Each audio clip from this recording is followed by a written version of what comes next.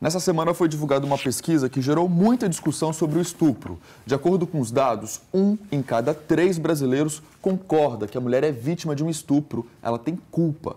Sobre esse assunto, a gente conversa agora com a delegada do plantão especializado da mulher, a Natália Tenório. Ela já está aqui no estúdio do Bom Dia. Bom dia, delegada. Obrigado pela participação da senhora. Eu que agradeço. Bom dia. Bom dia. Essa pesquisa trouxe uma discussão muito grande e chamou muita atenção. Em 2016, por que ainda existe esse pensamento, doutora? Olha, na verdade, a gente precisa compreender que nós temos uma cultura do estupro.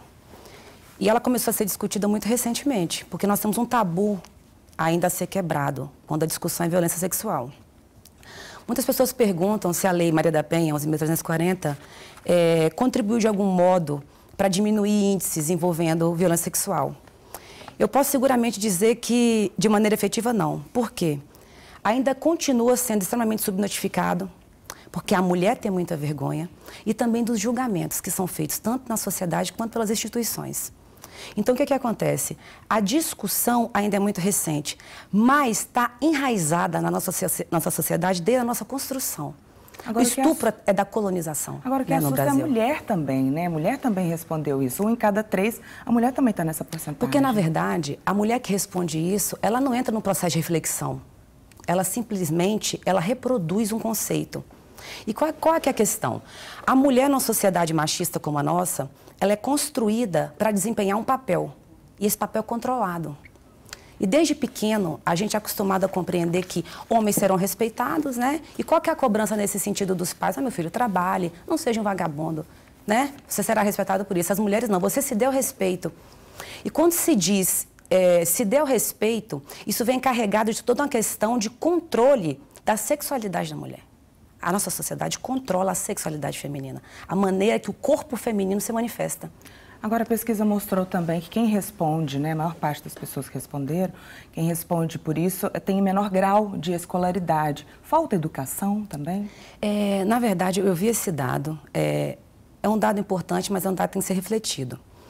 Porque é óbvio que o acesso à educação, e quanto mais se estuda, aumenta a capacidade de reflexão. É isso que a educação contribui. Mas nós precisamos, no Brasil, de uma educação humanizada.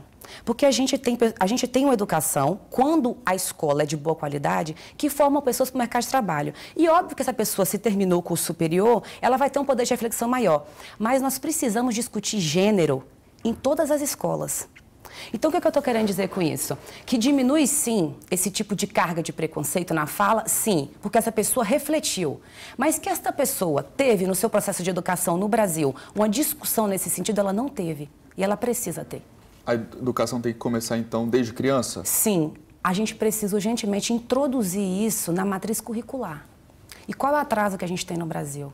O Plano Nacional de Educação, os planos estaduais de educação e muitos municipais retiraram a questão de gênero como uma discussão na escola.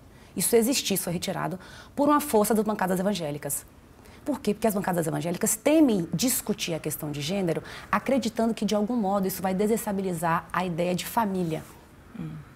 E também a questão das orientações sexuais. Gênero, o que é gênero? Ah, então vou ensinar meu filho a ser gay?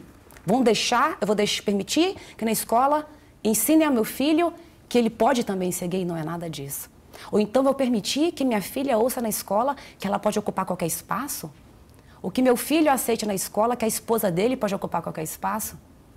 Então, assim, abrir para esse tipo de discussão necessariamente vai reformular os conceitos que a gente tem dentro da sociedade. É um machismo com medo, então? Com medo, ainda existe um medo. Existe um tabu em discutir esses papéis. Porque é claro que se eu discuto esses papéis, eu transformo. E aí eu permito que as mulheres se sintam livres para se colocar onde quiserem.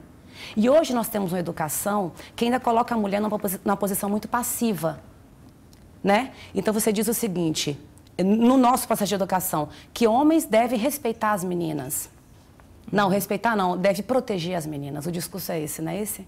que meninos precisam proteger as meninas. Não, a gente precisa de educação que diga que os meninos precisam respeitar as meninas, então deve dar começar. Voz às então, meninas. Em casa também, em os casa. pais precisam começar a São os mudar o comportamento. dois ambientes em que as questões ideológicas, elas marcadamente podem ser discutidas e reformuladas. É casa e escola. Agora, doutora, a senhora falou que esse é um crime muito subnotificado. Demais. Mas a gente tem estrutura para receber a mulher que passa por uma situação como essa?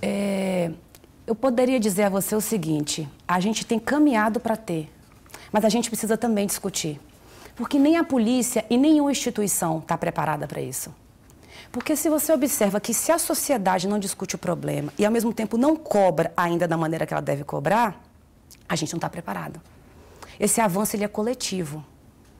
E essa discussão toda vai perpassar sobre quebrar alguns padrões, reformular algumas ideias que a gente já tem sobre papéis, que eu insisto sempre nisso.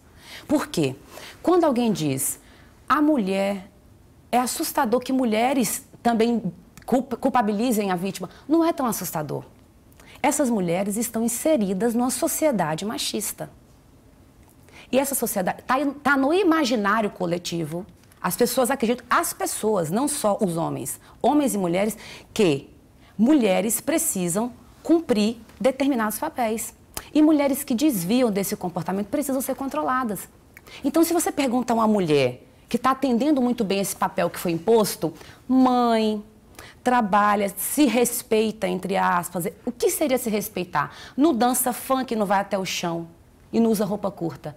Então, ela não consegue se identificar nessa outra mulher que ela acha que tem uma conduta desviante. Então, se a gente refletir isso, a gente entende que não é tão estarrecedor ela pensar assim. É estarrecedor o dado.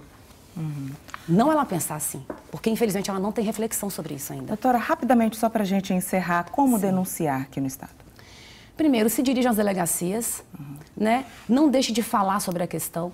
Fale, inclusive, com familiar. Tem mulheres que têm vergonha de falar em família. Isso é um problema. Porque você precisa ter coragem. E, às vezes, a coragem passa por um auxílio familiar. Ok, então, doutora Natália Tenório, que é delegada do Plantão Especializado da Mulher, falando pra gente de um dado ainda assustador sobre essa questão do estupro e reforçando a importância da mulher falar, procurar os direitos dela. Doutora, muito obrigado pela participação da senhora. Eu que agradeço. Obrigada, bom dia.